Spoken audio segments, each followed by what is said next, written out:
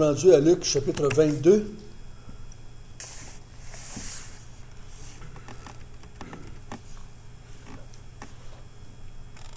Luc, chapitre 22, et nous entreprenons l'étude de 2 chapitres sur la mort de Jésus.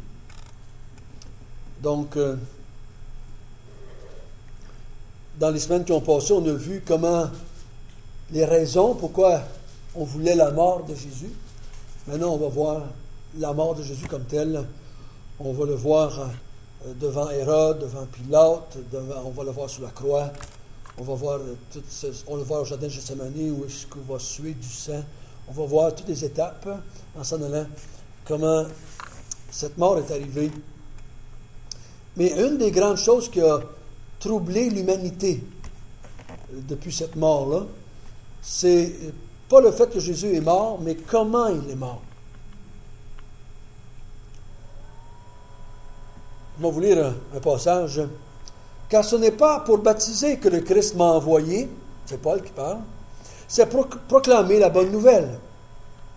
Et cela sans recourir aux arguments de la sagesse humaine, afin de ne pas vider de son sens la mort du Christ sur la croix. En effet, la prédication de la mort du Christ sur une croix est une folie aux yeux de ceux qui se perdent. Mais pour nous qui sommes sauvés, elle est la puissance même de Dieu. Donc, pour ceux qui se perdent, pour ceux qui ne sont pas des croyants, la mort du Christ à la croix est une folie. N'est-il pas écrit, je détruirai la sagesse des sages et je réduirai au néant l'intelligence des intelligents? Où est le sage? Où est le spécialiste de la loi? Où est le raisonneur de ce monde? Dieu n'a-t-il pas changé en folie la sagesse du monde? En effet, là où la sagesse divine s'est manifestée, le monde n'a pas reconnu Dieu par le moyen de la sagesse. C'est pourquoi Dieu a jugé bon de sauver ceux qui croient par un message qui paraît annoncer une folie. Oui, tandis que d'un côté les Juifs réclament les signes miraculeux et que de l'autre les Grecs recherchent la sagesse, nous prêchons un Christ mis en croix. Les Juifs crient au scandale devant la croix. C'est un scandale pour eux autres, la mort de Christ à la croix. Et les Grecs crient à l'absurdité. Mais pour tous ceux que Dieu a appelés, qu'ils soient juifs ou grecs, ce Christ que nous prêchons manifeste la puissance et la sagesse de Dieu. Car cette folie de Dieu est plus sage que la sagesse des hommes. Cette faiblesse de Dieu est plus forte que la force des hommes. 1 Corinthiens, chapitre 1, verset 17 et les suivants dans la Bible du Sommeur.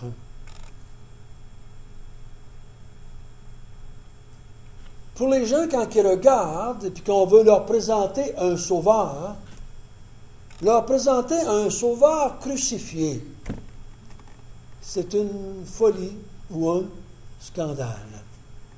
C'est une absurdité. Le fait que Jésus est mort comme un condamné, comme un criminel, mais a été pour des millions et des milliards d'êtres humains un scandale, ça veut dire une pierre d'achoppement. Ils n'ont pas cru au salut de Dieu à cause de la forme que le salut est venu. Pour les Juifs, un Messie crucifié, c'est un scandale, c'est une abomination. Voyons donc.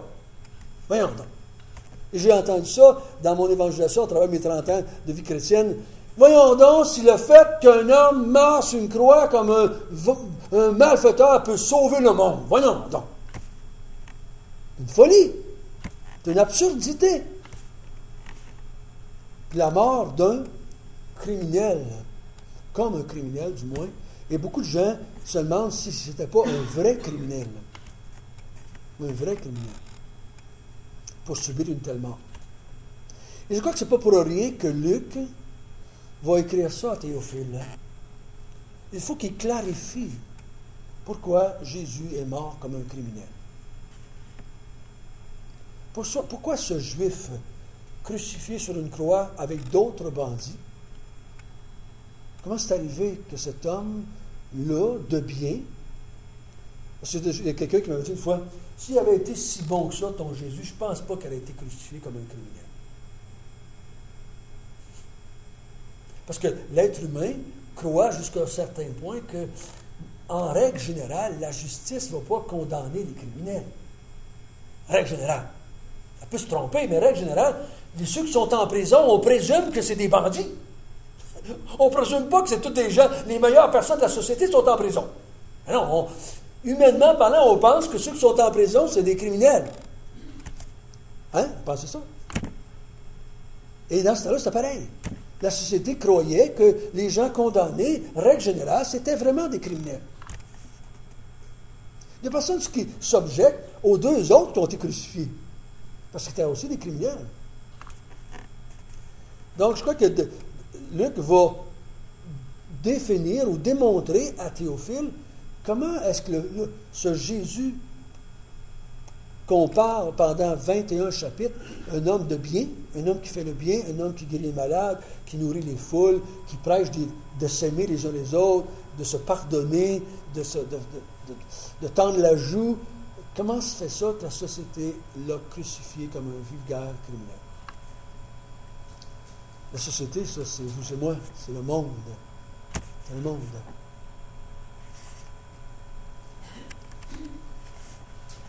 Le monde ne peut pas admettre que c'était la sagesse de Dieu.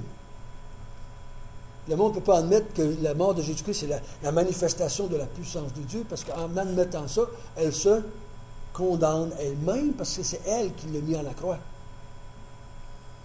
Papa? Elle ne peut pas faire ça.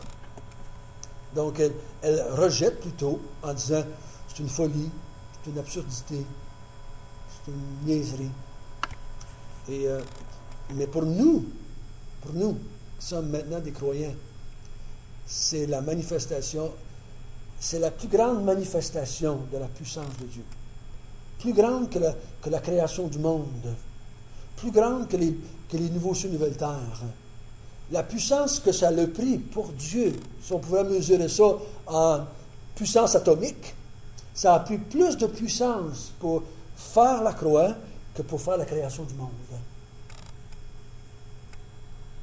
Parce que c'est là que Dieu a vaincu tout le mal, tout le péché, toute la mort, toutes les puissances des ténèbres. C'est là que Dieu a vaincu cela par sa force.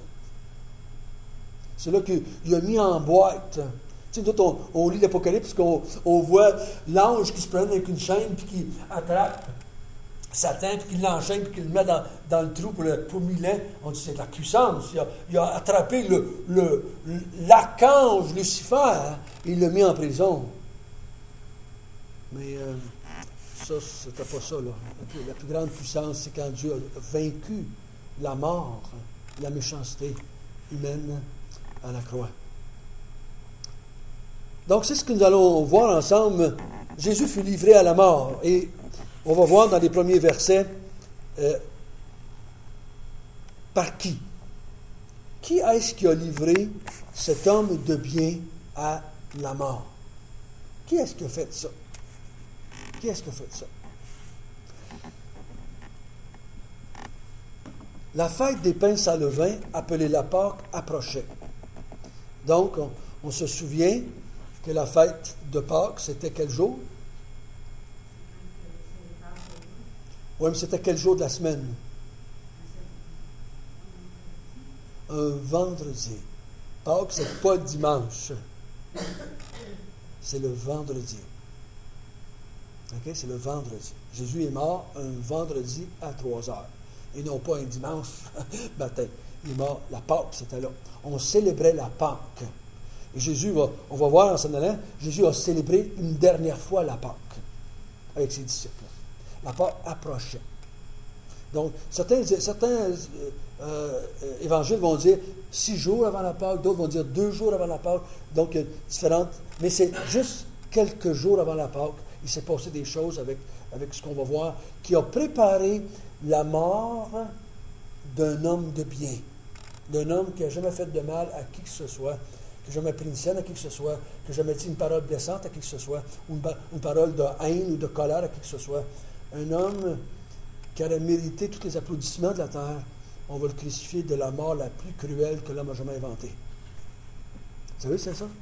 Aujourd'hui, quand on met du monde à mort dans certains pays, on essaie de faire ça avec le moins de douleur possible. Aujourd'hui, on fait une petite piqûre. Tic, là, ça endort. C'est moins cruel que la chaise électrique. C'est moins cruel que de pendre au bout d'une corde et se la gigoter pendant une couple de minutes. On essaie de rendre la mort la plus douce possible. Mais la croix, c'était faite par les Romains pour que l'homme qui est sur la croix souffre au maximum. Au maximum. Et j'ai lu un livre un moment donné écrit par des non-croyants sur le supplice de la croix. Puis les autres ils disaient aussi la même chose. C'était le sacrifice ou la façon de mourir la plus cruelle pour l'être humain qui a jamais été inventée par l'homme. C'est pas pour rien que Jésus a décidé qu'il venait à ce moment-là dans l'histoire. Il savait que c'était ça. Il savait. Il aurait pu arriver dans un moment de l'histoire où c'était la guillotine, qui prenait quelques secondes. Zouk, c'est fini. Il aurait pu arriver dans un monde où on vous donnait une petite piqûre. Et puis vous avez vu comme moi, qui refuse de prendre le breuvage qu'on voulait lui donner pour qu'il souffre moins. Vous savez que les Romains ne donnaient pas ça pour qu'il souffre moins. Vous savez pourquoi les Romains donnaient ça? Pour que ça dure plus longtemps. Ils ont juste dit que ça dure plus longtemps. Ils voulaient que la personne reste... Parce que Jésus est mort, il a été mis en croix à 9 heures, ce qu'on peut comprendre. Il serait mort à 3 heures. Ça veut dire qu'il a été sur la croix combien de temps? 6 heures. Normalement, ça prenait 3 à 4 jours avant qu'il meure. C'est pour ça qu'à 3 heures, on a dit quoi? On va leur briser les jambes pour qu'ils meurent plus vite. Parce que le fait de casser les jambes, ils mourraient plus vite. Parce que normalement, vous vous souvenez que Pilate a dit, « Es-tu déjà mort? Es-tu déjà mort? Hey, voyons donc, ça se peut pas, ça fait juste 6 heures qu'il est là. » Parce qu'on ne mourrait pas si vite que ça. Oui, mais tu dis qu'un évangile qui nous reste quand il se fait en croix, c'est que l'eau monte sur les poumons. Quand il leur casse les jambes, il ne faut plus se soutenir pour aider à respirer. La mort à la croix est une mort par asphyxie. Tu ne meurs pas à bout de ton sang. Là. Tu mourrais par asphyxie. Parce que quand tu es pendu par les bras, ça écrase les poumons. Les poumons sont plus capables de respirer avec le temps. C'est pour ça qu'ils mettaient un clou au pied, ils se relevaient, c'est ça penché, puis il étouffait, puis il se relevait, puis il jouait de même pendant 3-4 jours. Jusqu'à temps qu'il n'avait plus la force physique de se soutenir, puis il se laissait pendre par les bras, puis il étouffait. C'est pour ça qu'ils ont trouvé ça surpris que Jésus crie. Parce que quand tu étais crucifié, tu n'étais pas capable de crier absolument. Tu n'étais pas capable de crier. Tu suffoquais. C'est pas même si tu pognes quelqu'un à la gorge, tu l'étouffes, il ne criera pas, il n'est pas capable, il n'y a pas d'air. Donc c'était une mort vraiment cruelle de la part de ce que Jésus a vécu. Donc, on va le voir en s'en allant, on va en avoir quelques détails en s'en allant de cela pendant qu'on va étudier sa mort. Donc, on est juste quelques jours avant la fête des pains sans levain. Ça veut dire que ça durait 7 jours, cette période-là, où on fêtait la fête. Tout Israël, tout le peuple de Dieu, mangeait du pain sans levain.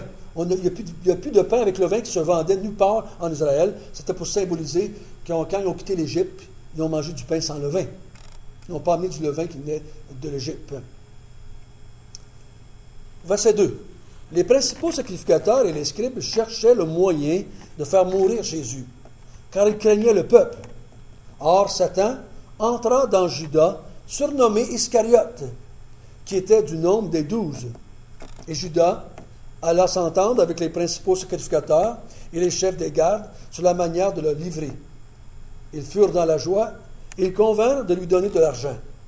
Après s'être engagés, ils cherchaient une occasion favorable pour leur livrer Jésus à l'insu de la foule.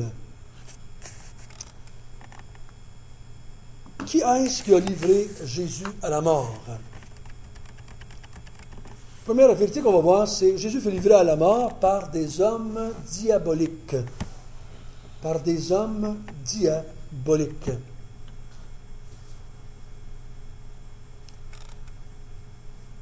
Quand on lit la vie de Jésus, on ne peut pas faire autrement de voir que Satan est là dans cette vie-là, alentour de lui, moi j'ai l'impression, je ne peux pas vous mettre ça comme une vérité biblique, c'est pas marqué dans la Bible, j'ai l'impression que Satan a suivi Jésus à la trace pendant toute sa vie sur la terre. Parce que je crois qu'il savait que c'était le personnage à faire tomber. Il savait qu'il y avait quelque chose avec cet homme-là de façon spéciale.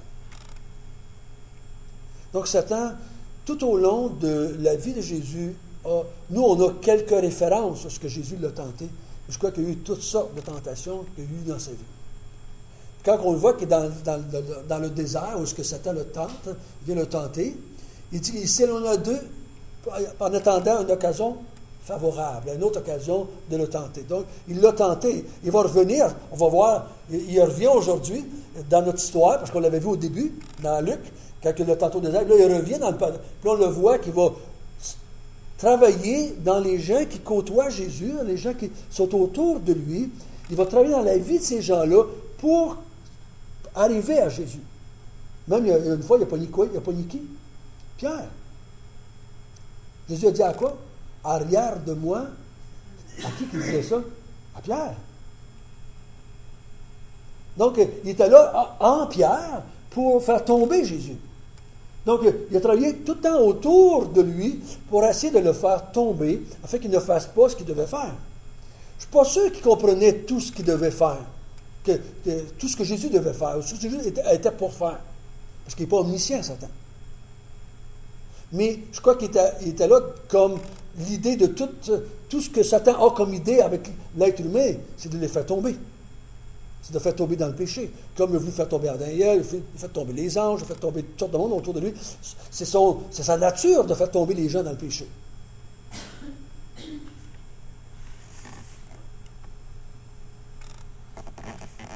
Donc Satan, ici, on le voit d'une façon très explicite avec Judas. Mais je ne crois pas que Judas est le seul qui a été l'instrument du diable pour arriver à la mort de Jésus. Il y a d'autres personnages alentour qui ont été les victimes des tentations, des abus, des mensonges de Satan. C'est pour ça que j'ai marqué par des hommes diaboliques. On a pu marquer juste ça, Judas, mais c'est parce que je crois que c'est tout le monde qui est alentour qui ont été tentés par le diable pour arriver à mettre Jésus dans cette position-là de tentation, parce que l'ultime but, c'est que Jésus tombe aussi. On va le voir quand on va arriver au jardin de Gethsémani, où est-ce qu'il va suer du sang. Il est dans une tentation épouvantable. Une tentation épouvantable, encore une fois.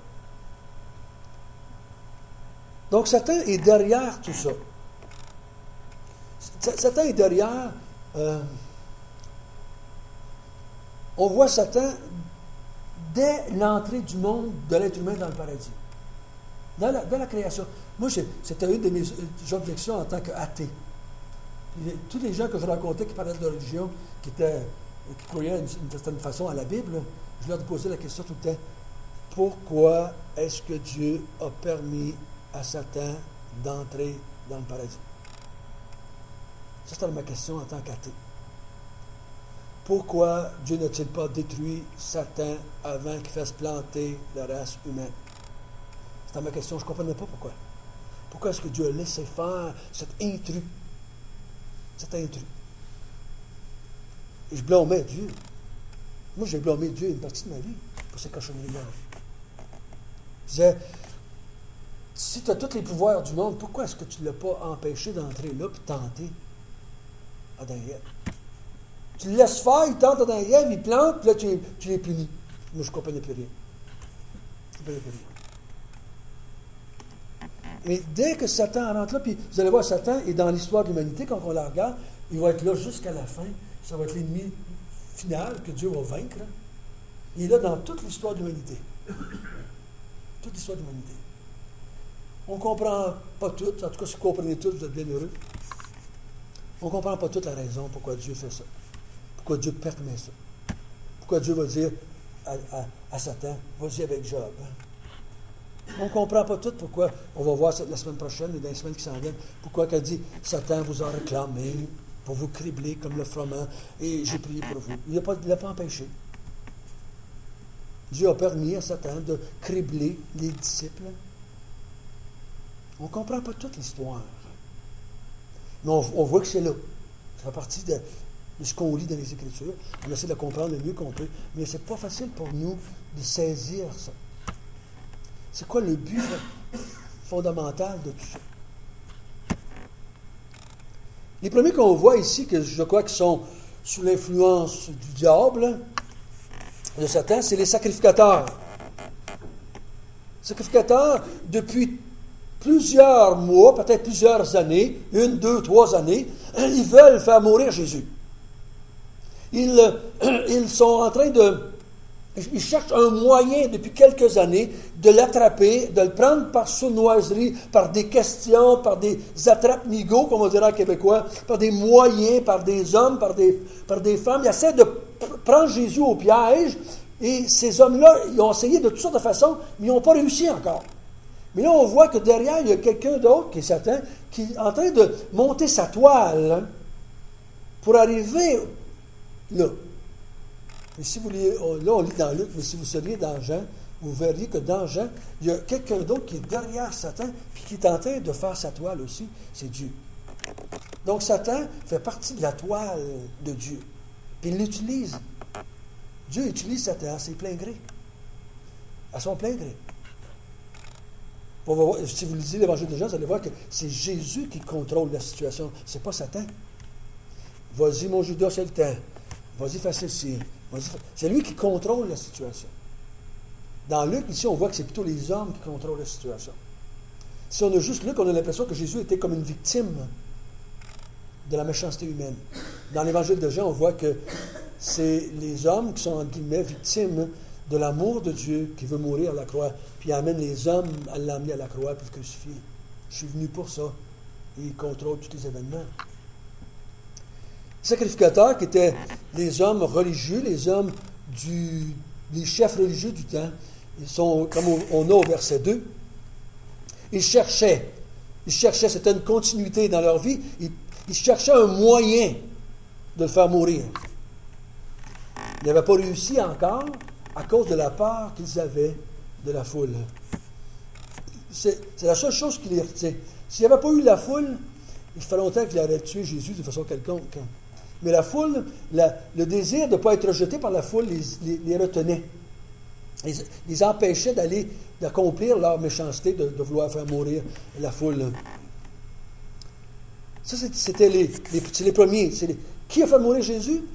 Luc dit à Théophile, les sacrificateurs et les scribes étaient derrière cela. Depuis longtemps, ils cherchaient un moyen de le faire mourir, puis ils n'y arrivaient pas à cause de la foule. Ils avaient peur. Au verset 3, là, on voit notre Judas.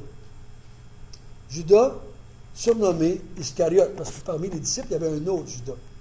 Là, c'est Judas Iscariote. Si vous avez un jour un temps de lire la vie de Judas dans les évangiles, puis de faire une recherche, de monter une espèce de si on vous dirait, trouve tout ce que tu peux trouver dans la Bible au sujet de Judas. C'est intéressant. J'ai un ami qui a fait sa thèse de doctorat là-dessus, sur Judas. Judas avait-il le choix? Oui ou non? Ça, c'est le titre de sa thèse, son doctorat. Judas avait-il le choix? Et c'est vraiment intéressant ce qu'il a écrit, un livre de plusieurs pages, plusieurs centaines de pages sur ça. Et Judas, un phénomène. Et là, on pourrait se poser la question, Jésus sachant toutes choses, pourquoi a-t-il choisi Judas parmi les 12? Il l'a emmené là. C'est ça qu'on vous dit que Jésus n'était pas une victime, Jésus contrôlait les choses. Il l'a choisi, sachant qu'est-ce qu'il viendrait faire là. Qu'est-ce qu'il devrait faire. Et lui, ici, c'est pas dit des autres, mais ici, ça va comme un petit peu plus loin. Il dit, Satan entra dans Judas. Pas évident de comprendre qu'est-ce que ça veut dire au juste. Judas, es-tu devenu un démoniaque? Es-tu devenu un homme qui bavait? Je ne pense pas. Ça a-t-il paru? Je ne pense pas. Les disciples n'ont pas vu. En tout cas, les autres 11 n'ont pas vu que Judas était devenu tout d'un coup possédé. Quand on voit que Satan entre dans Judas, puis là, il est à la table, puis Jésus dit, un d'entre vous va me livrer. Puis les apôtres regardent, c'est qui va livrer? Ils ne semblent pas voir que Judas est tout d'un coup possédé, entre guillemets. Parce pas, ne semble pas voir ça. Et la question que je me suis posée cette semaine, c'est-tu Judas qui a ouvert la porte pour qu'il rentre? Satan a-t-il le pouvoir d'entrer dans qui il veut? Grande question. Pas facile à répondre. S'il avait le pouvoir d'entrer dans qui il veut, il rentrait dans tout le monde. Un après l'autre, il rentrait dans tous les gens. A-t-il reçu la permission de la part de Dieu? Vraiment une question pas facile à comprendre. Mais on sait une chose de Judas. Judas, il avait, lui, décidé d'aller suivre Jésus avec ses idées très personnelles, humaines. Il voulait suivre Jésus parce qu'il croyait que Jésus était l'homme qui délivrait Israël de ses ennemis, qui étaient les Romains. Il était un zélote. Étant un zélote, il était parmi ceux qui avaient un groupe d'hommes et de femmes, un groupe de personnes qui s'étaient soulevées, on les appelait les zélés, les zélotes, soulevés contre l'Empire romain par des attaques de fantassins cachés, des gens qui tuaient des Romains derrière les coins sombres, je pourrais dire, pour ne pas être pris. Et c'est eux autres, les Zélotes, qui ont été, à ce que j'ai lu, responsables de l'attaque de Titus à Jérusalem, qui a détruit Israël. Il a mis le temple sec à terre, tout a été détruit. Les Juifs ont été dispersés dans le monde entier. C'était la raison fondamentale qu'on lit, c'est les Zélotes. Les Romains étaient tannés de se faire tuer des soldats par des gens en cachette. Ils étaient prêts à affronter une armée, mais des gens comme ça ne pouvaient pas y arriver. C'est un peu les comment est-ce qu'on s'appelle aujourd'hui, là, ceux qui s'en vont avec des bâtons de dynamite, là? Les, hein? Oui, mais comment est-ce qu'on les appelle? C'est les kamikazes. C'était un peu les kamikazes du temps. Ils rentraient quelque part, puis ils ne faisaient pas sauter une bombe parce qu'il n'y en avait pas, mais ils tuaient des Romains à cachette. Puis ils s'en allaient, ils se sauvaient. Puis les Romains ont été tannés, ils ont mis fin à l'existence du peuple d'Israël en tant que peuple. Ils ont dispersé sur la face de la terre, puis c'était fini. Jusqu'en 1948. Satan entra en Judas. On ne sait pas tout comment expliquer ça, mais on en voit les effets. Est-ce qu'il est rentré physiquement, puis il est resté là pendant tout le temps, il a fait de Judas sa maison pendant une secousse? On n'a pas toutes les explications. On dit que Jésus est entré dans notre cœur, puis on dit que Jésus vit dans notre cœur. Est-ce que c'est la même chose quand on parle de Satan? Pas facile à expliquer. Mais on voit les effets. Je pense aussi que ça dépend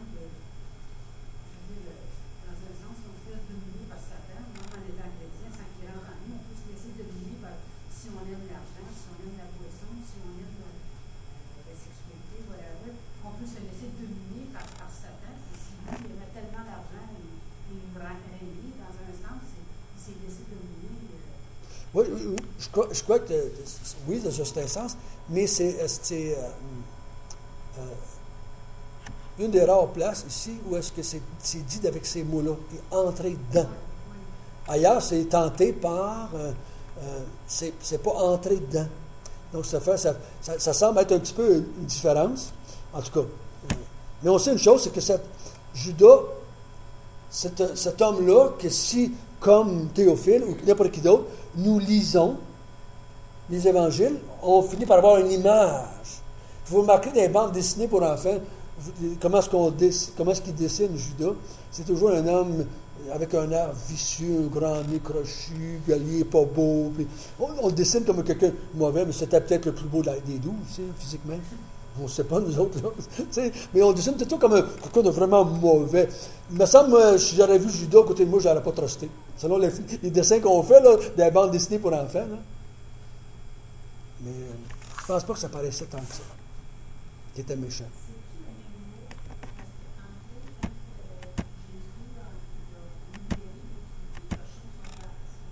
Oui, c'est le même mot que entrer. Tous les mots entrer dans le temple, entrer dans une maison, c'est le même mot. C'est entrer dans quelque chose. Tu es à l'extérieur et tu rentres dedans. C'est ce mot-là qui est là, mais ça ne nous donne pas d'explication parce que comment un être non matériel peut entrer à quelque part. C'est pas facile pour nous autres d'expliquer ce domaine-là, Mais on voit le fait que Luc prend le temps de dire à Théophile, Satan était dans la game. Satan faisait partie du complot qui était organisé pour que Jésus soit traité comme un coupable, un malfaiteur. C'est ça que Luc veut faire ressortir. Pourquoi est-ce que cet homme de bien-là a-t-il été traité comme un malfaiteur? Mais Satan était dans la gamique, là. Satan était dans la gamique. Et aussitôt que Satan était entré en lui, peu importe comment on le définit, ce qu'on le voit comme résultat, Judas alla et s'entendre avec les principaux sacrificateurs, les chefs des gardes, sur la manière de leur livrer. Judas, là, tout d'un coup, va exprimer. Il l'a exprimé quand Dieu a voulu, je crois, dans le fin fond de l'histoire, parce que Dieu savait de tout temps que Jésus devait mourir le jour de Pâques. Donc, Judas l'a fait juste dans le bon moment pour que ça arrive cette journée-là. Mais Judas, lui, ne savait pas qu'il mourrait à 3 heures le jour de Pâques. Là. Il n'a pas dit « Je veux que vous le tuez à 3 heures le jour de Pâques ». Il ne savait pas ça. Mais il a décidé finalement, à ce moment-là, quand Satan est entré en lui, il a pris la décision « Je le livre, c'est fini ». C'est fini. Parce que Jésus avait dit dans le chapitre avant, je vais mourir, je m'en vais souffrir, je vais mourir. Et Judas n'était pas d'accepter ça, parce que pour lui, Jésus devait vivre pour libérer Israël. Et là, finalement, il est venu à la pointe d'un non-retour, puis il dit, c'est assez, je le livre. Si ce n'était pas marqué, Satan entra dans Judas, on verrait ce péché-là comme n'importe quel autre péché que la race humaine a fait. N'importe quel autre péché. C'est parce que la Bible nous le dit ici, là. Parce qu'on ne verrait pas ça. On dirait juste Judas a agi par convoitise, on fera juste ça comme un autre péché. Mais ici, je crois que Dieu, qui est l'auteur de l'épître de l'Évangile de Luc, veut qu'on sache qu'il y avait Satan derrière ça. Que Satan était là. Et c'est marqué au verset 5. Ils furent dans la joie. Ils en steppent un coup. Ils sont contents. Enfin, on va pouvoir le prendre sans se faire attraper par le peuple. Donc, on va trouver une solution. Ils furent dans la joie et ils convinrent de lui donner de l'argent. Après s'être engagés, ils cherchaient une occasion favorable pour lui livrer Jésus à l'insu de la foule. Parce que même Judas a peur de la foule. Lui-ci veut livrer Jésus à l'insu de la foule. Les sacrificateurs attendaient un moment favorable pour pas que la foule le sache. Judas cherche un moment favorable pour que la foule le sache. Donc tout le monde, ce que c'est que Luc est en train de dire à Théophile, ça s'est fait en secret. Ça s'est fait à l'insu de la foule, à l'insu du peuple d'Israël. Et quand on lit l'histoire, ça va tout se faire pendant la nuit. Jésus va être saisi vers 2-3 heures du matin, et à 9 heures, il est déjà sur la croix. Ils n'ont pas consulté la foule, là. À 9 heures, à 2 heures, il est arrêté, à 9 heures, il est sur la croix. Puis de là, pendant ce temps-là, il a fait du chemin, là. Hein? Arrêté, Hérode, Pilate, la croix, ça s'est fait, là, ça a passé, là. Zing, zing, zing, zing, à la croix, à 9 heures. Ça fait tout dans la même nuit, ça, cette histoire-là. Là. Donc, qui est-ce qui a mis Jésus à la croix? Qui est-ce qui a condamné Jésus à mourir sur une croix comme un malfaiteur? Des hommes dirigés, conduits, stimulés par Satan. C'est ça qu'il veut qu'on sache ici. Il dit, quand c'est ce genre d'homme-là qui va être derrière le fait qu'il va mourir, hein, c'est pas surprenant qu'on le fasse subir une mort qu'il ne méritait pas. OK? On s'attend que nos juges dans notre société sont des gens respectables. On sait qu'un homme qui est un méchant, un pervers, un menteur, un voleur, un abuseur, on ne va pas le mettre comme juge. On va le mettre comme juge. On serait idiot de faire ça, là. Absolument, quand on sait qu'ils ne sont pas trop droits, qu'ils ont eu des pots de vin, qu'est-ce qu'on fait? On les enlève tout de suite de là. Mais ici, il est en train de dire une belle gang qui ont mis Jésus à mort. Belle gang. Ça, c'est le côté humain de l'histoire. Voici qui a mis Jésus à la croix. Les chefs sacrificateurs, les scribes, les chefs des gardes, Judas dans qui Satan a rentré. Ça, c'est le côté humain qui a fait ça. Maintenant, on va voir les autres côtés. Il y a une autre chose que Luc va dire à Théophile. Il veut lui montrer, il va vouloir montrer que Jésus n'est pas une victime. Jésus n'est pas une victime. Verset 7.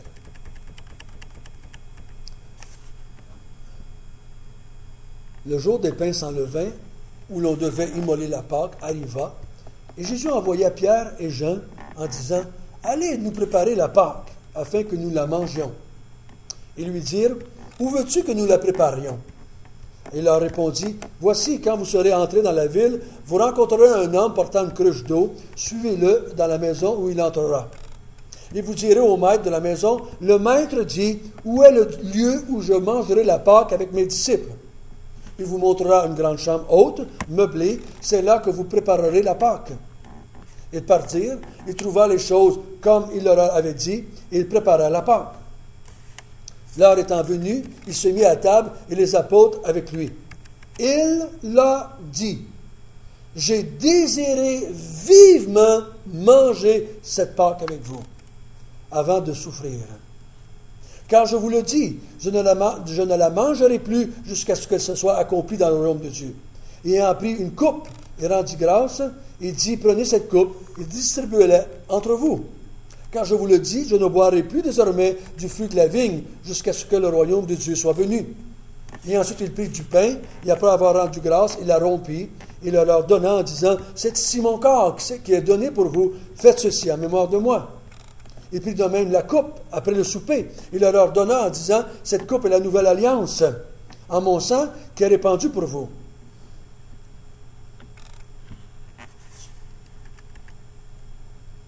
Ok, on va arrêter là pour le moment. Ici, quand on regarde la mort de Jésus, c'est... Oui, il y a des hommes diaboliques qui vont le livrer à la mort, mais dans les versets ici, il y a autre chose. C'est Jésus lui-même qui décide qu'il veut mourir. C'est Jésus lui-même qui se livre à la mort. Volontairement, de son plein gré, il décide qu'il veut mourir. Et quand il va instituer cette nouvelle Pâque, c'est sa propre décision à lui. Ce n'est pas quelque chose qu'il va subir, c'est quelque chose qu'il désire.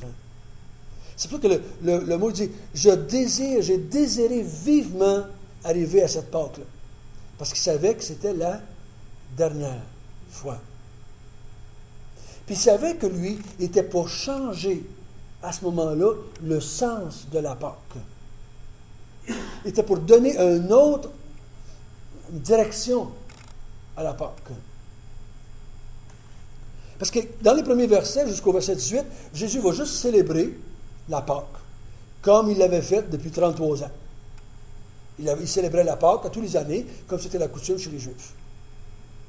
Donc on dit quoi? Allez préparer la Pâque. Il n'avait pas dit comment. Pourquoi? Tout le monde savait comment faire. C'était leur coutume, eux autres. Fait il a dit juste où? Allez là-bas, suivez le gars. Un homme avec une cruche, il ne devait pas en avoir des centaines. C'était pas la coutume normale. Qui portait les cruches dans ce temps-là? C'était les femmes, les servantes, ou les femmes, ou les jeunes filles de la maison, qui allaient au puits chercher de l'eau. Il l'emmenait. Là, c'est un homme. Probablement, il était plus facile à spotter à travers la gang.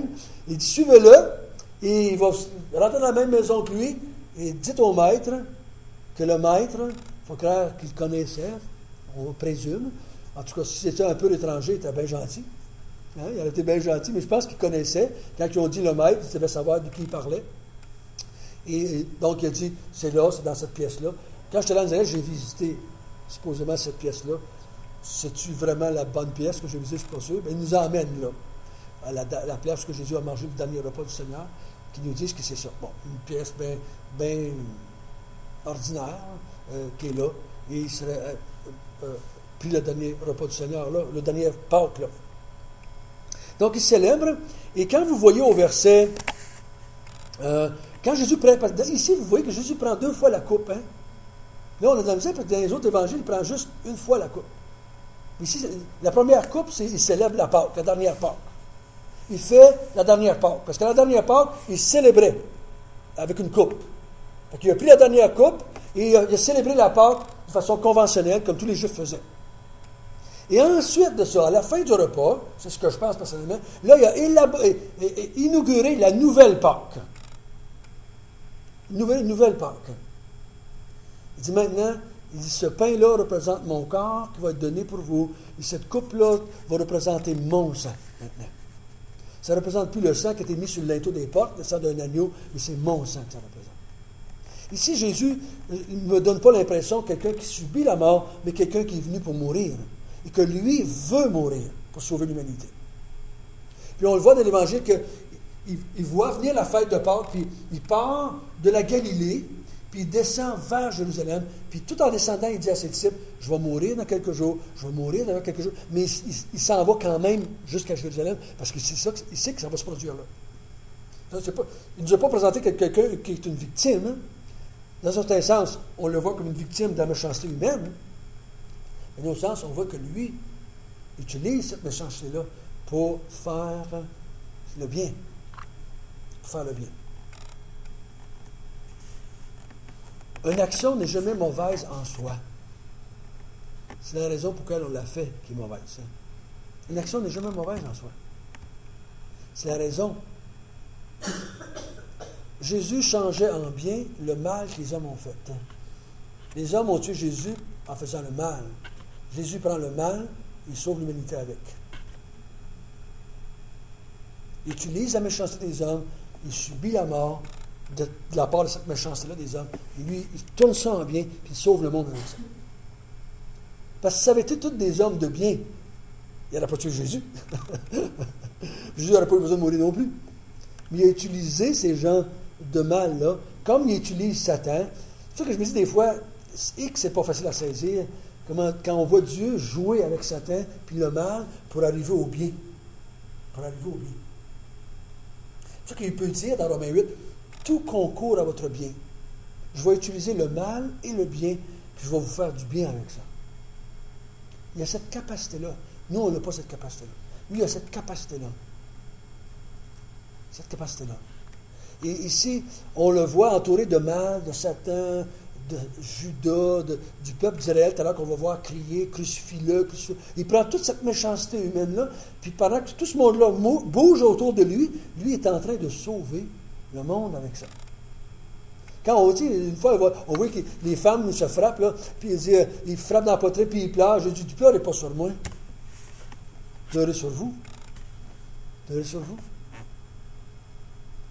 Il n'y a pas de la peine pour moi. Moi, je suis tenté de sauver le monde ici. Là.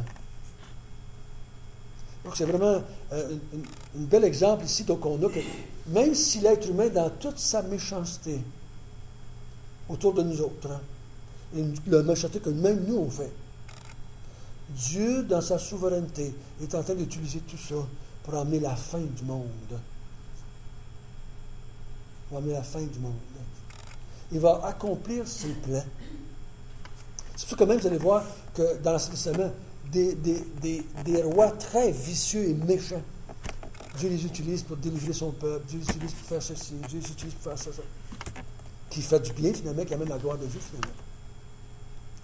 Donc, ici, on voit que Jésus n'a pas juste été livré à la mort par des gens diaboliques, mais il s'est livré lui-même à la mort.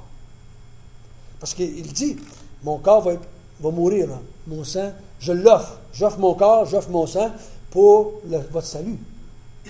Donc, c'est lui qui veut cette mort-là. Puis, on va en faire un autre en terminant, si vous voulez bien, verset 21. Il y en a un autre en arrière de tout ça. Jésus fut livré à la mort par des gens diaboliques. Jésus s'est livré lui-même à la mort. Et là, on va voir au verset 21-22, Jésus a été livré à la mort par son Père. Verset 21 et 22. Cependant, voici la main de celui qui me livre est avec moi à cette table. Le Fils de l'homme s'en va selon ce qui était déterminé. Tu veux dire quoi? Tu avais d'autres traductions? Décidé. D'autres traductions en anglais? Non, c'est la même chose à peu près. Il y a différentes façons de le voir, mais le mot toutes les traductions que j'ai accordées en français arrivent toutes à dire quelque chose qui était organisé d'avance. Qui avait organisé ça? Dieu. Qui avait déterminé ça? Dieu. Donc, il dit, les hommes font de la méchanceté, mais Jésus veut mourir, il est venu pour mourir, il s'est livré lui-même à la mort. Il va remarquer dans tout le Nouveau Testament, c'est l'expression que les 10 apôtres aiment le plus, c'est en livré lui-même à la mort. Dans toutes les épîtres, vous allez voir que Jésus, ils ne disent pas, Jésus fut tué, non, mais il s'est livré lui-même à la mort.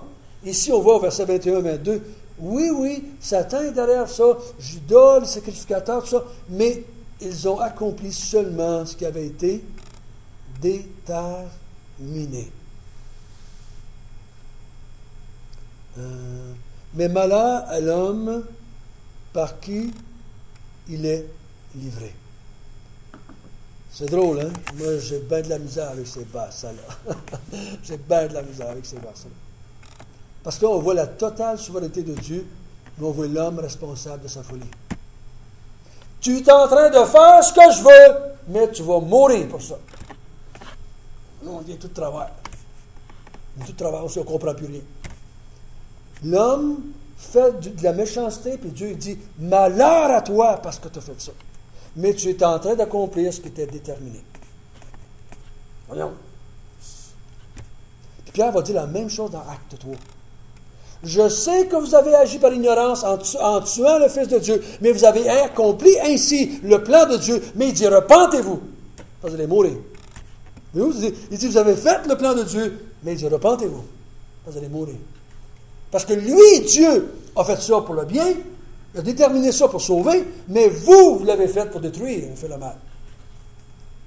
Et je me souviens toujours dans l'Ancien Testament, un passage qui m'avait tellement frappé les premières fois que je disais, c'est que Dieu prend un roi, tu penses que ça c'était un roi babylonien ou assyrien, et il l'envoie attaquer Israël, puis Israël donne une bonne volée les Assyriens donnent une bonne volée à Israël, c'est la guerre, puis ils se font vraiment massacrer. Le roi revient chez eux, et Dieu lui parle, puis il dit, je t'avais envoyé punir Israël, maintenant je vais punir à ton tour. Parce qu'il dit, je t'avais envoyé là pour donner une leçon, parce que j'aime mon peuple. Toi, tu es allé par avidité, par méchanceté, tu vas te punir à ton tour. Là, tu te dis, voyons, non, c'est lui qui l'avait envoyé là. Voyez-vous la différence? C'est que c'est pas l'action. Dieu envoie quelqu'un faire la guerre, et c'est bien. Parce que son intention, c'est bien. Son intention, c'est de faire du bien avec ça. Et le roi, lui, en faisant la guerre, son but, c'est juste de voler, de mentir, de violer, de faire la guerre. Il dit, tu ne l'as pas fait avec la même intention que moi. Donc, je vais te punir à ton tour pour faire ça. C'est pour ça qu'il dit ici, Judas, les sacrificateurs, les scribes, les soldats, Satan, malheur à eux pour l'éternité. Mais ils ont fait ce qui avait été déterminé d'avance. Hein? Mais malheur à eux autres parce qu'ils l'ont fait. Hein? Et là, ça nous donne toutes ces deux choses qu'on voit dans la Bible. Dieu est complètement souverain, mais l'homme est libre de ses actions, puis il va payer ou va bénéficier de ses actions qu'il fait. Judas a fait ce qui avait été déterminé. Mais Judas va être condamné pour l'éternité. Donc, pour nous autres, ce n'est pas facile à mettre ensemble, mais pour Dieu, il semble que ça fonctionne. Pour Dieu, ça fonctionne. Pour nous autres, c'est un petit peu plus dur à comprendre. Et c'est un proche qui le livre, et verset 22, il dit qu'il est complètement responsable de son action. Complètement, parce qu'il dit malheur à lui, parce qu'il a fait ça. Mais c'est vraiment...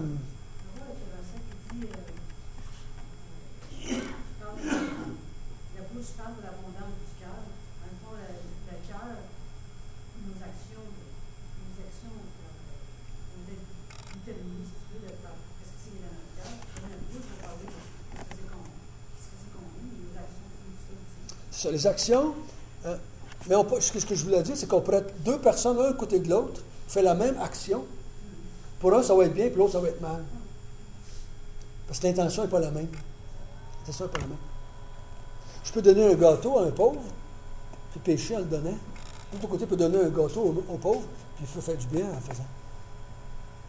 Mais c'est juste l'intention que j'ai. Qu'est-ce que j'ai là? Je veux montrer à tout le monde comment je suis gentil. Je fais un péché. Même en donnant un gâteau, je fais un péché. Il y a plein de monde, je vous garantis, qui font partie de toutes sortes de bénévolats dans le monde. Puis ils vont être condamnés pour le bénévolat qu'ils ont fait. Parce qu'ils l'ont fait avec de mauvaises intentions. Ils l'ont fait pour gagner le ciel, ils l'ont fait pour paraître, ils l'ont fait pour se sentir bien, ils l'ont fait pour se valoriser personnellement. Ils l'ont fait parce qu'ils se sentaient coupables s'ils ne le faisaient pas. Il y avait toutes sortes de raisons qui n'étaient pas bonnes aux yeux de Dieu.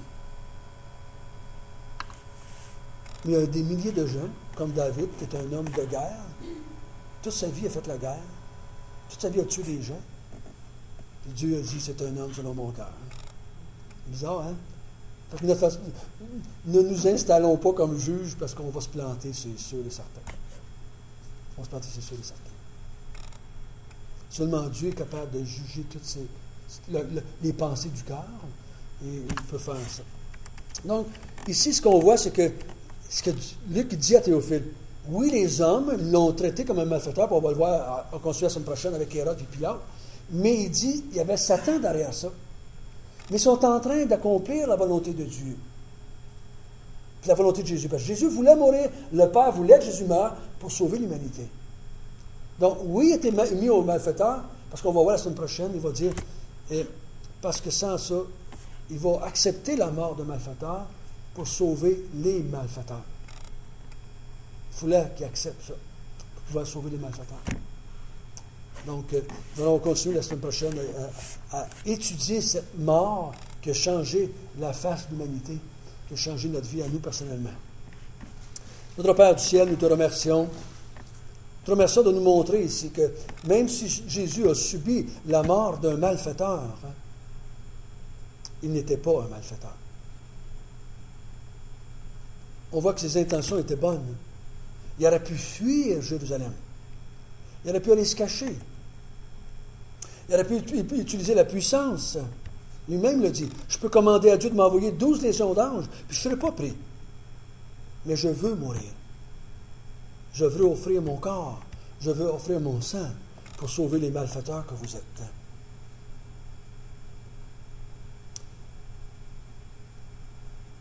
Et notre Dieu, notre Père, notre Créateur, ça nous dépasse beaucoup.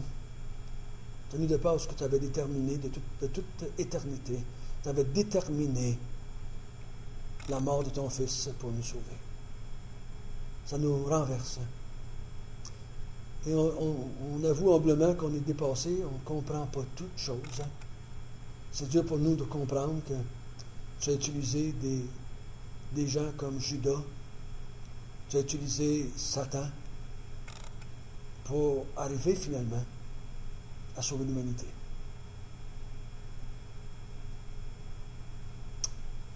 Mais béni sois-tu, et nous te glorifions. Nous te glorifions pour ça. Et c'est au nom de Jésus que nous te prions. Amen.